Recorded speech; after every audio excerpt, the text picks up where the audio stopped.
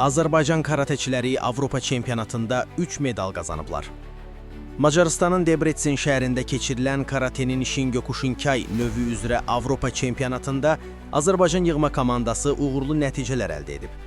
Gözaltı oxu.az-a istinadən xəbər verir ki, bu barədə Azərbaycan Karate Federasiyası məlumat yayıb.